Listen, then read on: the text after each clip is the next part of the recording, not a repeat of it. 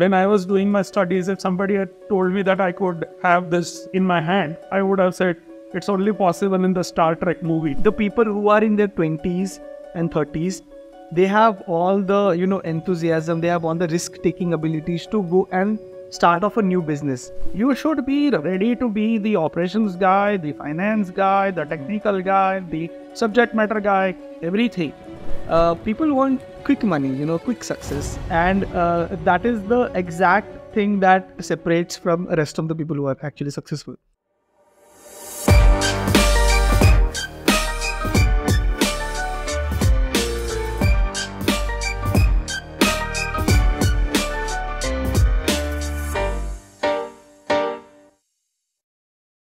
Hello and welcome to the Human AI podcast. And this week we have our guest, Dr. Kushu sir. Hi sir, how are you doing? Absolutely well, as good as we can be.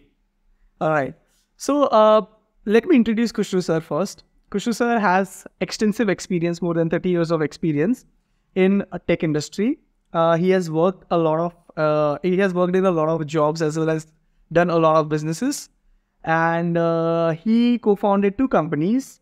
One is Metis and second is Tasha Tech. Respectively, both the companies are 7 years and 3 years old. One company is into fintech. It's a product company, which is Metis. And they are innovating the fintech sector. The second company is Tasha Tech. It's a service-oriented company. So today in this session, we are going to get, best of both worlds, the product world as well as the service world. And we are also get a deep dive into his wisdom of how he has managed his experience of developing products, building teams, and, in general, his experience in startups. So, sir, how are you doing? Absolutely well, fine. So it's been a pleasure in this 30 years of journey in the field of IT. Like, I've seen it all, done it all, okay? Like, if whatever is there in this setup, in this room, if somebody had told me that when I was doing my studies, if somebody had told me that I could have this in my hand, I would have said it's only possible in the Star Trek movie, nowhere else. Like, we were struggling at one point of time to get 8K kilobytes of RAM, okay? And today, like, people don't even understand what 8 kilobyte would be. People only understand megabytes and gigabytes and all those terminologies. So yeah, it has been an amazing journey. The kind of life that we have lived in tech, I think hardly anybody would have lived seen that kind of development from a 8088 based CPU to what is available, the i7s and the i9s and the i11s that are available in the market today. So an amazing journey. So when we speak about the changes that has been happening since 30 years and the rate of change that is going on, and I mean, if you actually think about technology and in general market, business oriented market, 30 years ago versus 20 years ago versus 10 years ago and 5 years ago, the rate of change has been drastically different. I want your perspective on how it used to be running a business, a tech business, like 20, 30 years down the line, and how it is running the business in probably today's world, or maybe 5 years, in this 5 years. An amazing question. Like, when we started out, things were very simple. Like, we had one operating system, one variation. We did not even know what a browser was. Okay. And when we think of a browser at one point of time, 90% of the market was by the Internet Explorer. And things used to be very simple, very straightforward. Network was literally came in when I was literally like 5 years into my IT life, when network were first thought of. And those networks were a different breed altogether, where you talk about novel network being there, and then the whole thing started moving. But the change that has happened in the last maybe 5 years or maybe 10 years is cannot be compared at all with anything that I have seen ever. Like, your operating systems have changed, the interoperability has come in, the the Wi-Fi has revolutionized everything. Like where we used to only talk about wired connectivity, nobody even understands wired connectivity now. So it is so different, but it is a extremely joyous moment for me to see this kind of revolution happening. I remember when I stepped out of my last company to start my first business, Tasha Tech, all the technologies that I had heard of were new. Like you talk about MVC-based architecture or things like that. Yet it was not even understood what MVC was. And then all of a sudden stepping out and doing this in a very structured manner, the ALM tools that are available, the automation that has happened, the release management that has happened, all of them are really, really revolutionizing everything. If you understand, like Facebook does say 1,000 releases a day, and we don't even feel the blip in our connectivity. So these are things that have really changed the way we are looking at things. Really, amazing. So tell me, sir, you said about, when we were having chit chat last time, you said that you never was an IT guy.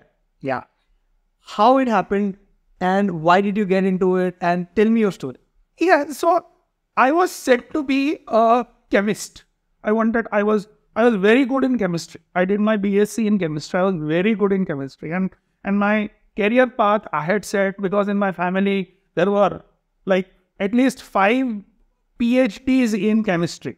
So I was also all set to do a PhD in chemistry and become a chemist. And then one fine day my father came and said that there was a diploma course in a university very near to my house. So he said, why don't you do something on that? And I said, are you crazy? I'm not moving out from my chemistry perspective. And see, this was a reverse discussion I was having. Many times parents force their children to take a particular decision, but here was my father giving me an option of a career path. And we had a very detailed discussion. He said, go and give the exam. See, if you don't want to join, don't join.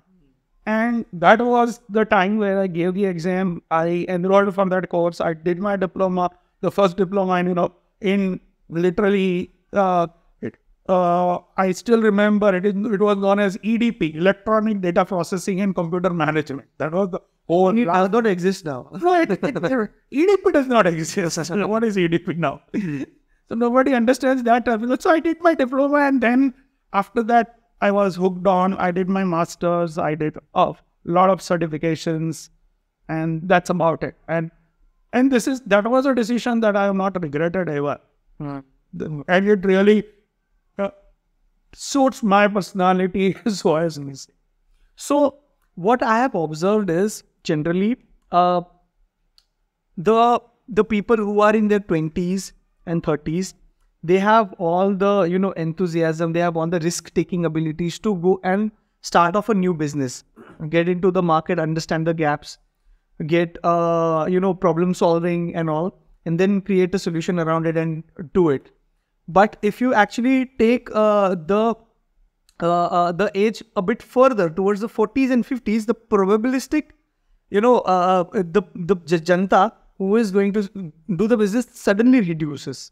Now you in your, I'm supposing it's 50s, right?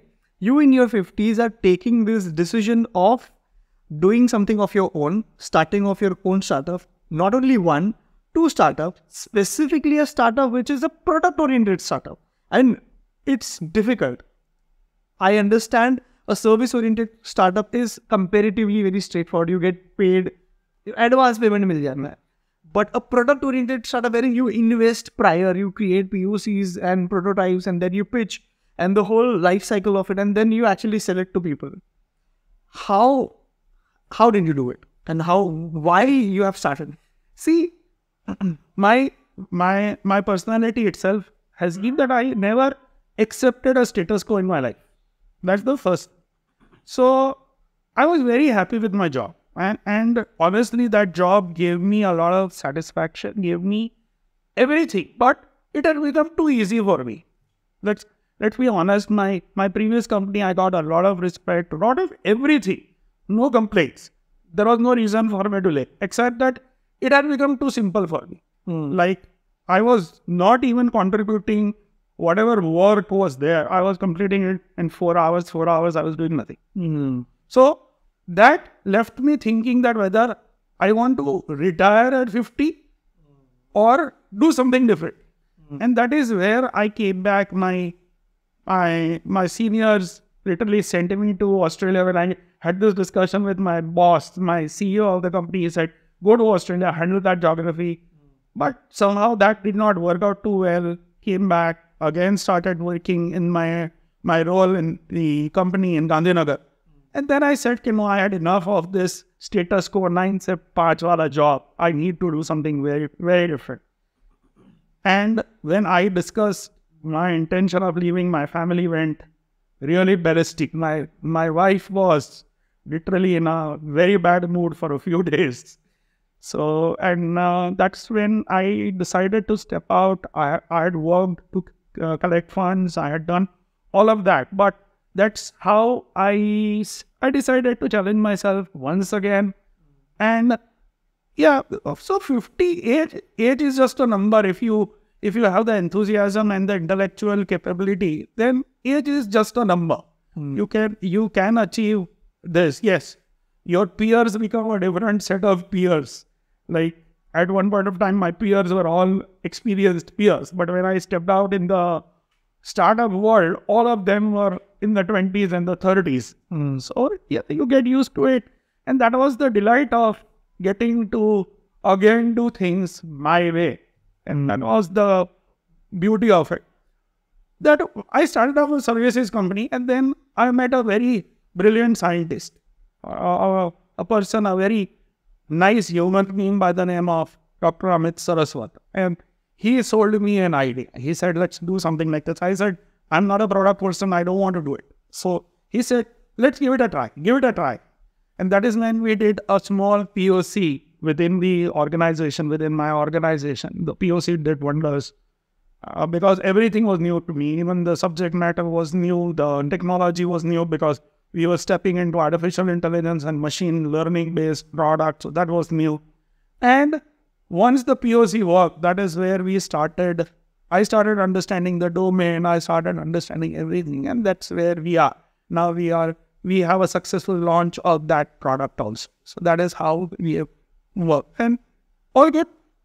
Now let's talk about, now that you have built the service business as well, which you started off first, and then you built your product business. I want to deep dive into your perspective of bootstrapping a business. Nowadays to kya hi, matlab, since now this decade, it has been a race between bootstrapped startups versus funded startups. There are a lot of bootstrap startups which are existing right now as well, which have gone very, very big. What is your take onto the bootstrapped businesses and negatives and positives of it? See, bootstrap business, the first biggest issue is that you will need to have your own cash.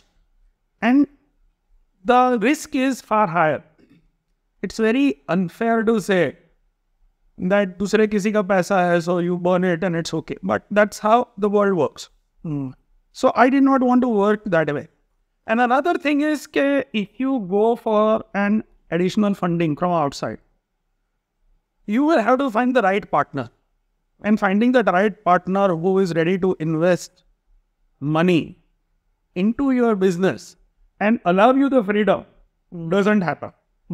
Because whether you like it or not, once somebody invests money in you, then he calls the shots. Period.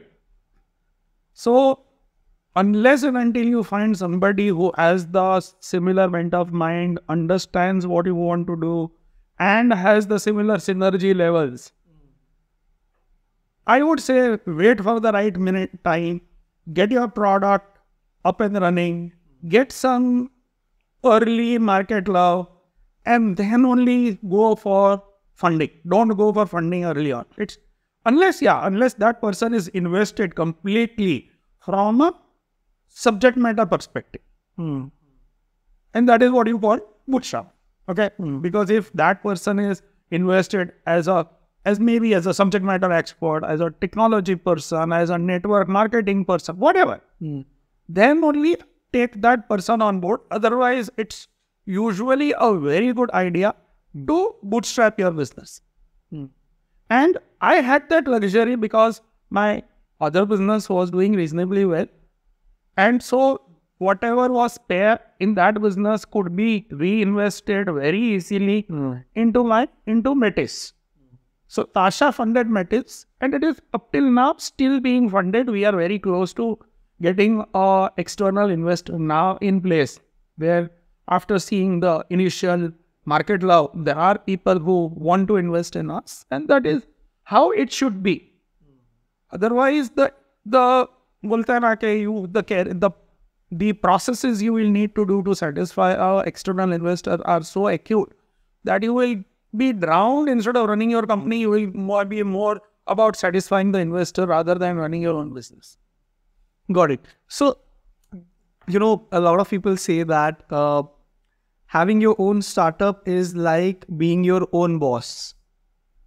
I don't agree with it. I feel that having your own startup is like being your own employee. But I would want your thoughts on it. More conceptually, the thoughts on bootstrapping your way up, having no one to actually answer to, but yet having the ownership of the whole responsibility. So the whole thought around bootstrapping a startup and the this notion of being your own boss. No, being your own boss is a wrong thing that glamorizes the entrepreneurship per se. Okay? You are your own boss. You are your own peon. You are your own infrastructure guy. You are your own process guy. You are everything. So it is at a time you are wearing different hats. For example, when I say that when a computer goes down, as a startup, I cannot afford an infrastructure guy. So that person, a developer sitting somewhere, will call me in the middle of whatever I am doing to say, sir, the computer has gone down. Correct. Right? And I should have an answer to that question. Otherwise, the productivity suffers. So keep the glamour out of it. But it is I would absolutely say it is an enjoyable journey doing your own business. Because though you are not answerable to anybody, but you are answerable to somebody. Right? Even if you are answerable to yourself, there is a literally a sword, or sword would be too harsh, but there is some pressure on you. You have to be able to generate enough revenue to do salary at the end of the month. Correct. When you were working, somebody else did your salary. He processed your salary, and that salary amount one day appeared in your account. But now you have to ensure that by 31st you have collected enough funds that the salary of all your employees are done. Otherwise, you will create a dissatisfaction within your developers. So these are the things that you have to look at, right? You should be ready to be the operations guy, the finance guy, the technical guy, the subject matter guy, everything, when you are running your own business. But at the end of the day, if you have that in you, then you're going to enjoy this journey. Absolutely, believe me, enjoy this journey. Entrepreneurship is, as they say, not for the faint-hearted. Okay? You will have to put in that effort and be ready to wear different hats. And another thing that is very important is keep the ego aside. Very, very important that if your developer comes and tells you that my machine is not working, you cannot say, boss, I am not answerable. I am answerable. So if your ego, you have to get it out, put it in a dustbin and ensure that it never comes out. right? Though it is your venture, you are not a consultant. You are running a company, right? So that is amazingly important. Like, what do you do when your client calls? There is no customer support. You cannot afford a customer support. The customer only knows you and he will only call you. So these are the things that if you cannot do, you should not create a business. Then you are well off running your own, doing a job. There are fantastic jobs available, and there are a lot of good entrepreneurs like me who give freedom to their employees also. So that's there. So you talked about the ego part of it. Yes. Do you think people who are having in their say 40s or 50s have higher egos versus people who are in their say 20s or 30s? Absolutely. Because a person in his 40s or 50s has traversed a journey, played some roles, and absolutely some senior roles where he was leading teams. Like I was leading a team of 300 people. I never had to worry about a computer going down. Right? I had a project manager making a project plan. Now when I stepped out, I had to roll up my sleeves, get my hands dirty, and do all of these things myself. So you cannot say, I am the sharpest person, because the kids out there are so sharp. And the technology awareness is so in depth in them that as a business owner, you will have to keep your ears and eyes and nose open, smelling, hearing, seeing what is happening in this world. And if you cannot do that, you are going to fail miserably as a business owner. And technology is changing not by every day, by the hour. Correct. Check technology. If you are not up to date with what are the new trends in technology, it's going to throw you out of business very, very soon. So, and you cannot do everything. So the good thing would be to listen to develop a network, develop a set of people who are like-minded and can really guide you properly. And taking guidance, taking all that is very important. So you spoke about networking, having your own set of people around you. I remember when I started off, I had hardly 2 friends, and these used to be like my childhood friend. Eventually, I grew my network. What are your takes on how can a guy with a very little network, a very little exposure to people, go off into the wild, start off his journey, and also build his support network? No, see, to the young people, first of all, a bit of advice to them. Do not start a business as your first venture. Do a job, understand the dynamics of the business, how a business is run, how a company is run, what are the various compliances, what are the various things that are necessary. Now it might surprise you that there are so many compliances that you need to do. So many documents you need to create on a regular basis to file for your compliance that if you don't do it, you will knowingly or unknowingly run a risk on default. Right? Like whether to do a partnership company, when to do a partnership company, vis-a-vis when to do a LLP company, vis-a-vis when to do a private limited company. All those things are basically very, very fundamental decisions that you will need to take. And unless you are aware of the dynamics, you will create mistakes. Like why do you create an LLP company? Correct. Because you can close it down very soon. Vishal is doing a private limited company, for which if you want to close, it takes you another 5 years to literally close a company. Even though you are unsuccessful, it will become very difficult. And that load you will have to carry on your head for 5 years before you can close it. So these are the decisions that you will have to take. There are where to find finance for your all those things. So unless I would advise any person wanting to do a business, first get a job, understand the dynamics, become a subject matter expert, and then only do a business. So, talk to me about a lot of networking activities that happens. You know, there are plethora of networking that keeps on happening in Mumbai specifically. I'm sure in Bangalore, Pune, Ahmedabad, everywhere it happens. Wherein, you know, you go and you meet people and then you exchange visiting cards and then you have a small little networking session going on.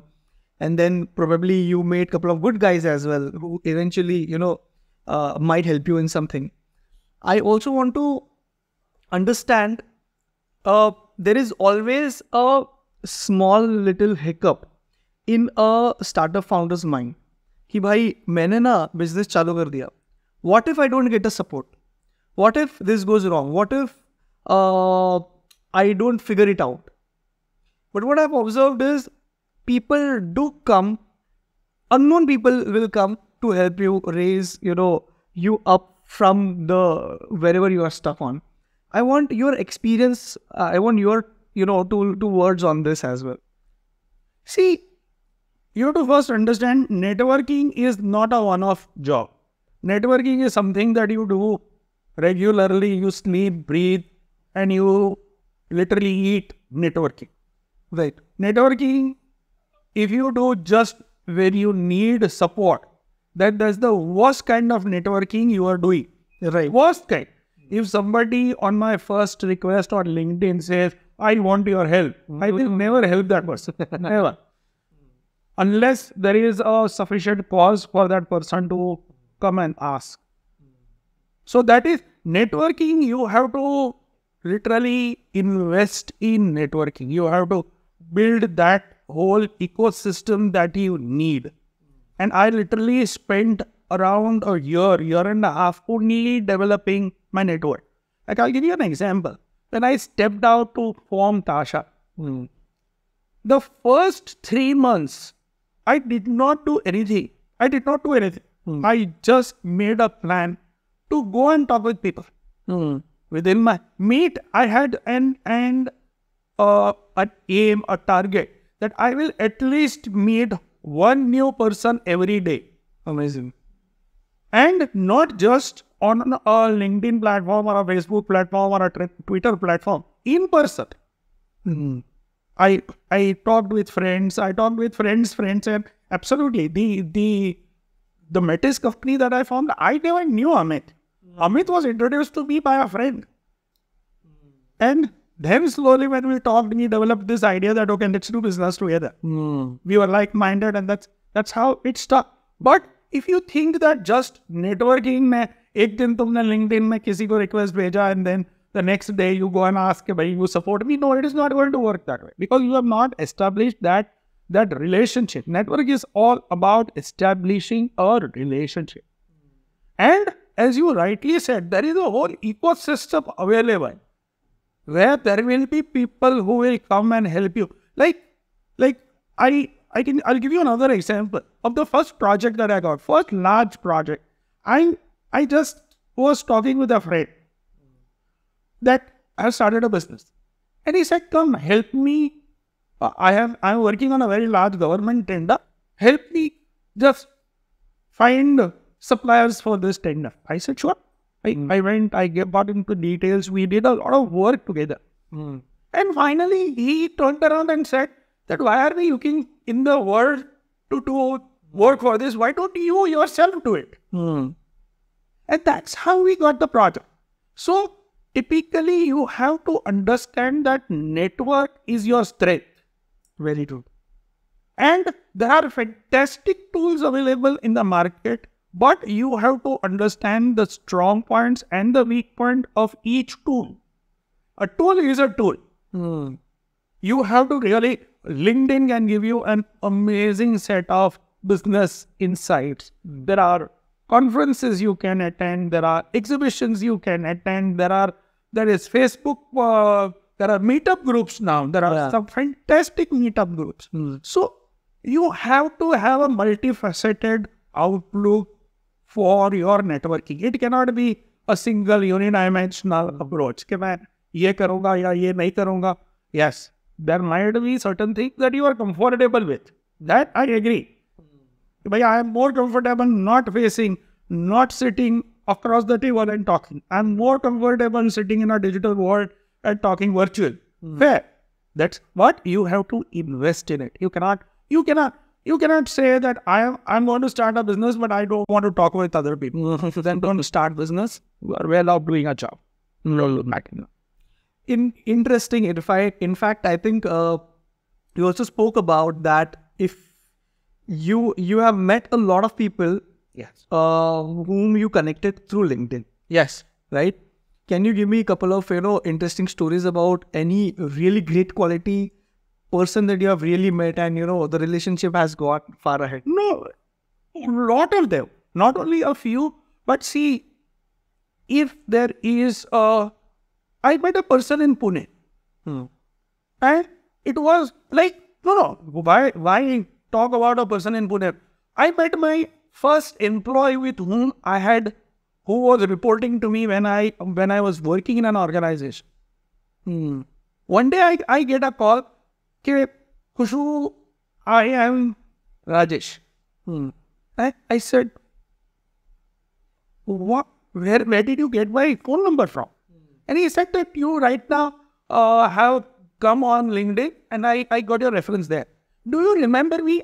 We used to work together in our very first organization. And that is a bond that we reignited over a period of time and we did some work together. There are n number of such cases where forgotten people who were really missed have come and said, I can do this for you. Why don't you, like another case, my chief technical architect today, who is a consultant, he came through LinkedIn. We had lost touch for 5-6 years after he left the job and I parted, I moved in a different way. All of a sudden, he said, I posted a post that I need some advice on and technical issue. And he said, can I step in? And that's about it. So there is a good ecosystem existing, but you should know how to exploit it. Period. All right. Talk to me about the topic of mentoring. A lot of times new entrepreneurs look up to experienced entrepreneurs to guide them through. A lot of times we do have professional people whom people pay to get the guidance through. A lot of times it's just an email, probably just a couple of emails of advice that changes somebody's life. Talk to me about mentoring, the way mentoring happens around us, around you, who all have mentored you, whom you have mentored, if any, and what is your take onto the whole consulting, mentoring, business coach, life coach, all these aspects? My answer will not please a lot of people, but I am not too much of a champion of having life coaches, or because you are an individual, nobody knows you better than yourself.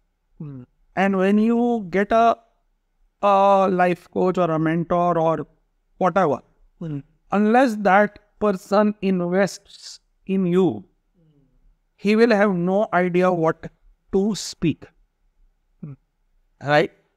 Like I remember when Agile came in, there were 2 roles, and because of them being not proper, they were removed. And I still relate with those 2 roles. They are known as the chicken roles and the pig roles. Okay. Right? And if you don't have your bacon on fire, then you are no good to me. If you are like, what will a mentor or a do? He will give you advice with no stake in the negative output. True, right? I would prefer to have a partner who invests money, invests time, invests intelligence into the business, and maybe takes up part of the pie. But just taking a part of the pie just to tell me what is right and wrong, I am not too much. Yes, I have heard a lot of people implicitly, not explicitly going to them. Yeah, a lot of people advise me, this is right, this is wrong, and I respect them. But at the end of the day, I am what I am. And as I told you in my last conversation with you, I have coined a word for that. Autocratic democracy. This is a word that maybe has been the cornerstone of my life. I will listen to everybody but take my own decision. And I am going to, because see, at the end of the day, I am going to suffer the consequences. Correct. If I am going to suffer the consequences, then it is better that I look after my own interests or my business's interest and take a decision. Because nobody understands me 100% as much as I do. Right? Correct. So that is where it is very important for people to be able to take their own decisions. Yes, there are a lot of great life coaches, consultants available. Yes. If it is a subject matter, please, sure, go ahead. Right? If it is an operational thing, yes, please do it. But nobody should tell you what to do, what not to do. At the end of the day, as a business owner, that much you will have to do first. And that is take your own decisions. So basically, you're saying that as far as consulting and probably consulting only is concerned, it's fine, but nothing onto the coaching side of things. Yeah, you better. There are a lot of things that are available, free, pro bono, available online that you can use for your own growth. But investing in a life coach, maybe it's not for me. I don't want to. I am not a person who will call the shots for others, but for me, I would prefer it my own sweet way. All right. Let's speak about now that we know we are running into this fast-paced life. IT jobs are like getting too stressy and all that. What is, in fact, I think recently there was a lot of news going on about 80-hour work week and also 70-hour work week. What is your take on a work-life balance and the general stress and stress management things around it? See, at the end of the day, you have to get your work done. As a business owner, you have to get your work done. Okay, that's number one. Now, a lot of people, lot of hype had been created against Mr. Narayan Murthy's talk or statement that you have to work 70 hours. And see, what he meant to say is, in IT industry, we create fads. Yeah, we create fads. Okay, there are periodically, if you see, good things come, bad things come, and we stick to it without understanding what is correct. And Narayan Murthy did not say typically in a quantifiable manner that work 70 hours. He said, get your work done. Don't sacrifice work for the sake of going out or say, okay, my work is incomplete, but I am leaving for the day today. Right? Prioritize that. But I am also a firm believer of maintaining that balance with your family. Your family is your backbone. If they do not support you, everything else is useless. Everything else is zero. Nothing else will matter. So, yeah, maintaining a balance. Even you take care of your own body. Why? I am a person who has always done that. I recently went on a trek to the Everest Base Camp. Wow. I did Everest Base Camp.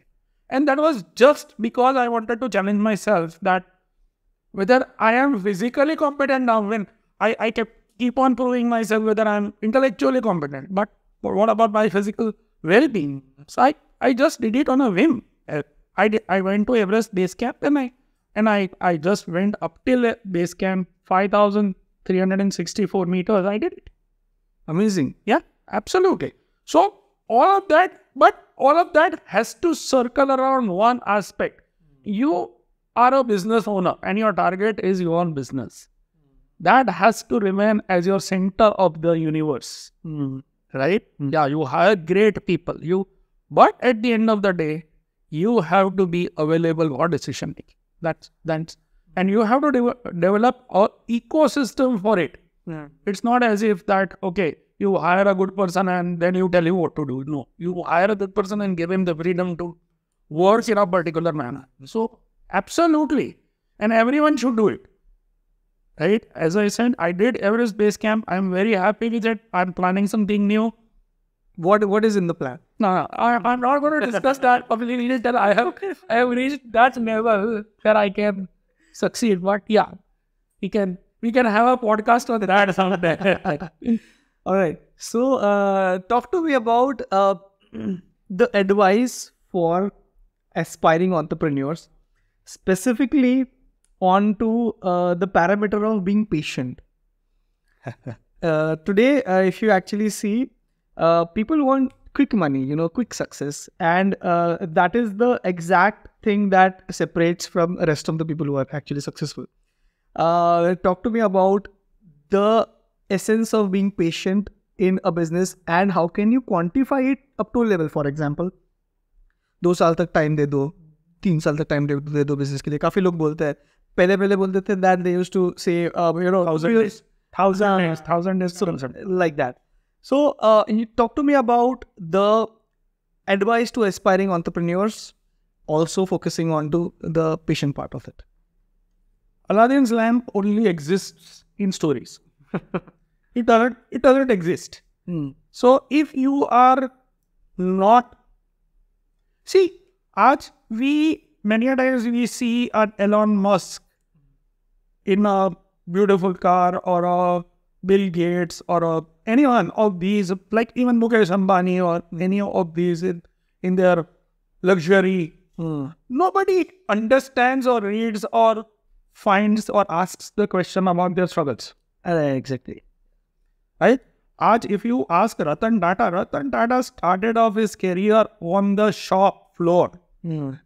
His father or whosoever was his predecessor forced him to do all jobs. So nothing comes easy. Even if you are literally a legacy holder, you have to work, you have to perform, you have to get results.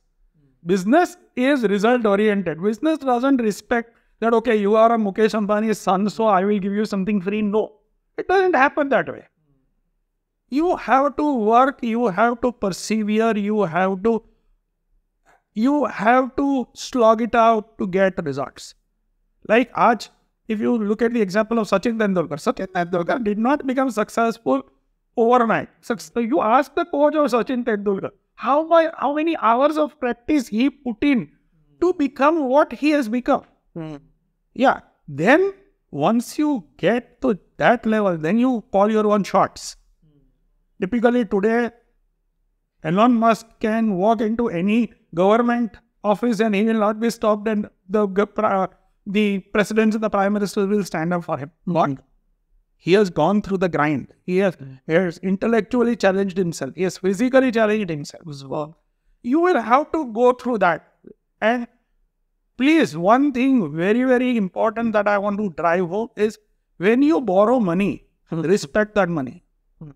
I see people, investors, 100 crores, 200 crores, and then the company literally, that's something silly. And not only silly, it affects the other genuine people.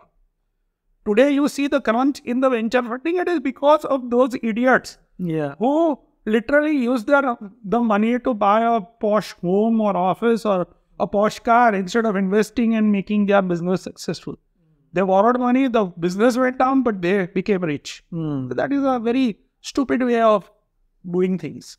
So, Khushru sir, I think you tell us about any future endeavors that you are looking for. Tell us about your, the product that you have built, so that, people can understand, okay, this is also something that exists in the world. Yeah, we have 2 companies, and one is a IT services organization called Tasha Tech Info Solutions Private Limited.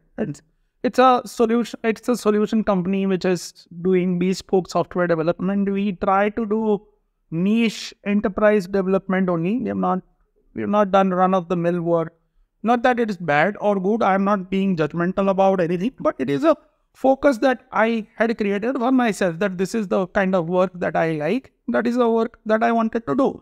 So we do bespoke development for niche kind of enterprise solutions. We work extensively in the Belgian geography, in the Australian geography, do little work in USA, do some work in the Indian local geography also. So that is where we work. But the interesting thing we do is in Metis IntelliSystems Private Limited, which is a fintech, where we are into processing of data to create intelligent decisions. So we process data from multiple sources like bank statements, GST, and we then correlate that data in a way that can help decision making. So we are not just into creating analytics and giving you analytics some figures, but we want to ultimately create a product that helps decision making for lending and for a lot of other use cases that can be served. That is what we are doing. So, summing up, sir, tell me about your future endeavors. Matlab, abhi, what all things you have in your pipeline, plans, business plans, and personal plans, any other plans? Life is interesting. Okay, let's start in the future plans. Life is interesting, but life is unpredictable. So the first thing is to stabilize and look at the future of my two businesses. And I have a lovely family with whom I want to now travel the world.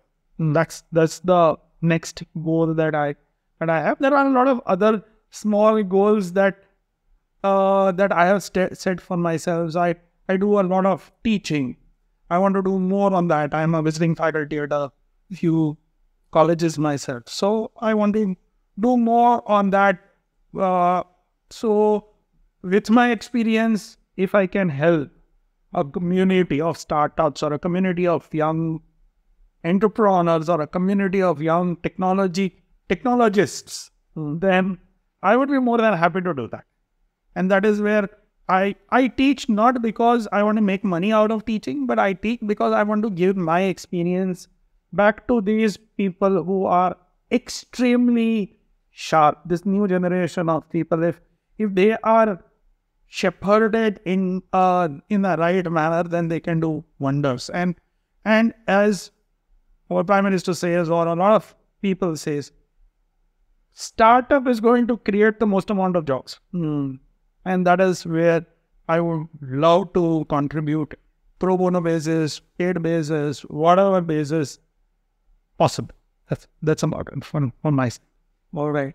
So I think, sir, we went through, your journey of starting off. We discussed about how you started off and how you even thought of, jumping off, taking the leap of faith in your 50s. Then we also talked about what it takes, what is the difference between a 20, 30-year-old entrepreneur versus a 40, 50-year-old entrepreneur, the attitudes around it, the ego around it. We also talked about bootstrapping. What are your views on bootstrapping, how it works, what is your perspective on it as well. We also talked about the service versus product side of things and how you utilize networking, LinkedIn. Also, we talked about how we also talked about not to be, completely transactional, but also cultivate a relation, make it, not, yes. And then we also talked about the patience that you require, the grind that you'll have to put if you want to succeed, because that is what makes the cream different from the milk. Sir, it was really, really great having you in the podcast.